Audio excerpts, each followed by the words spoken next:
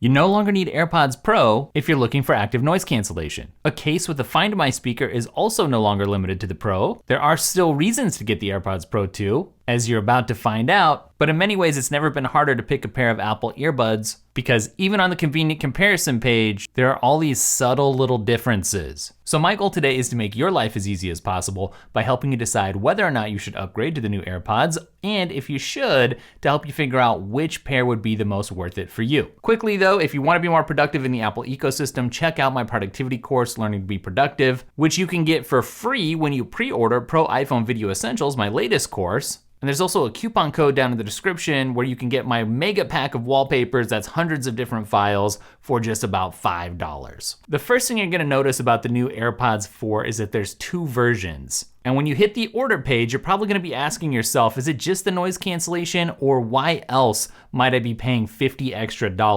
for the ANC versions? And would it be worth paying $120 extra to get the AirPods Pro 2? Well, when you get the new AirPods 4 with ANC, it's not just active noise cancellation that you're getting. You're also getting adaptive audio and transparency mode as well. The ANC models also let you charge wirelessly, and the Find My experience has been upgraded with the speaker on the case to make it a little easier to find those lost buds. So in many ways, those are some Pro-like features, but let me give you a very quick rundown of what sets the Pros apart from the ANC version of AirPods 4. For starters, the active noise cancellation is better on the Pros. Not only that, but you get a more secure sealed fit with in-ear silicone tips. You get swipe controls instead of just touch controls on the stems. There's exclusive hearing health features. The case has a lanyard loop. And the wireless charging isn't just Qi charging, it's MagSafe wireless charging. And the Pros aren't the only thing with the chip inside. The case has a U1 chip, and that's gonna give you Find My with precision tracking. So it turns out, even though they all look very similar, there are some differences. Some of them are key, some are more subtle, so let's go through things one by one. And if you like this straight to the point, no fluff content style, this would be a great time for you to hit subscribe for more in the future. The new AirPods 4 design doesn't just look good. This new open ear design is meant to be more comfortable for a wider range of users thanks to 3D ear modeling. Unfortunately, it's hard to make a blanket recommendation here because different sorts of AirPods fit different ears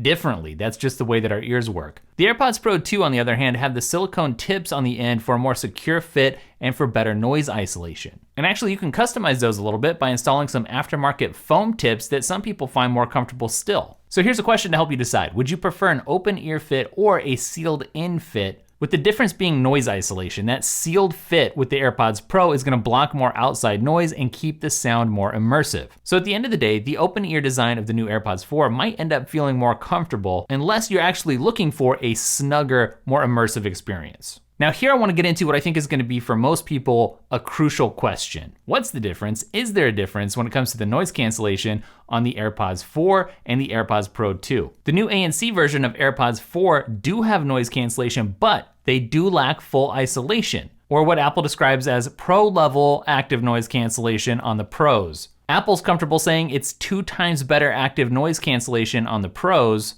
which, if you dig a little deeper in the fine print, means 2 times better than the ANC in the previous version of AirPods Pro and AirPods 4. So the question for you is, would you be happy with partial noise reduction, or do you want the best noise cancellation that you can get? If you need that, then you need the Pros, because not only do you get that 2x boost just with the technology, you also get the noise isolation from those silicone tips, when that means less ambient noise seeps in even without the ANC. So it's a combination of the tips and the technology. If you're frequently on an airplane or if you have an HVAC system next to your desk, then the Pro 2s are definitely gonna have a more satisfying reduction of noise. Now what about the audio quality? All of the models that we're talking about today have personalized spatial audio. So if you listen to a lot of music or you watch a lot of media or even on FaceTime calls and you turn your head away from the source and you want it to feel like that audio is anchored to the source, then you'll get that personalized spatial audio with dynamic head tracking on all the models. However, if you're somebody who really loves audio, you might like the personalized EQ that the Pros provide, which dynamically adjusts sound for a more tailored experience. Additionally, the Pros do have better health features, like being able to do a hearing test right at home, which is private and secure and easy to manage, and like having a clinical grade hearing aid. That's new this year, and that's something you're only gonna get with the Pro 2s. So a question to ask yourself is, how often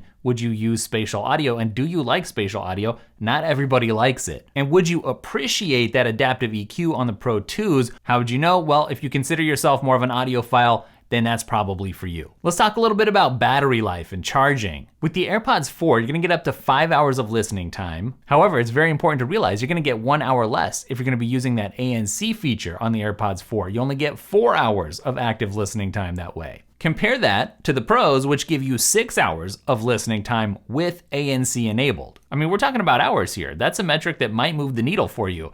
Now, you also wanna think about how you charge. Weirdly, though all of these can charge with USB-C, you're not gonna get a USB-C cable in the box. You probably have some USB-C cables laying around, so that's probably not a big deal, but the AirPods Pro 2 have a MagSafe charging case. The cases on the ANC AirPods 4 versus the AirPods Pro 2 are actually quite different. The AirPods 4 only have Qi charging, AirPods Pro get MagSafe charging. They both have speakers for Find My, but the Pro 2 again gets precision finding along with that speaker, and it comes with a lanyard loop. Something to consider if you're planning on attaching this to a backpack, for instance. And now we come to controlling your content. Both offer hands-free Siri. If you want to take a call, you can nod yes. If you don't want to take a call, you can nod no. So if your hands are full, that's great. But AirPods 4 only have a force sensor on the stem. That means you can pinch the stem for playing or pausing media or for taking or ending phone calls, but you miss out on the touch control, which lets you swipe up or down to adjust the volume. And I've been trying to keep my personal preferences out of this make a choice video, but I have to say, I really miss that volume control when I don't have it. All right, so we've been through a lot of the nuanced differences, but now I have some clarifying questions that you can ask yourself to help you narrow in on the perfect AirPods. Do you need pro-level noise cancellation with more effective sound isolation? If the quality of the ANC matters to you, then go for the Pros. How important is wireless charging? Are you cool just charging with the USB-C cable that doesn't come with the box? If you want wireless charging, then you cannot go with the cheapest AirPods 4. If you want to be able to use an Apple Watch charger to charge your AirPods, then you're going to want to go with the ANC models. Aside from the looks, how do you want to control these? The stems look similar, but the controls work different. If pinch to play and pause is good enough for you, then the entry-level AirPods 4 are all you need. But if you'd like the ability to swipe up and down to change the volume, rather than having to use your voice with Siri or using the Apple Watch crown to go up and down with the volume, or having to grab your phone and either use the physical buttons or adjust digitally, then you're definitely gonna wanna go with the Pros. Are you gonna wanna use your AirPods as a hearing aid or for additional hearing health features? Let's be honest, a lot of people who don't need hearing aids are gonna wanna use that hearing aid functionality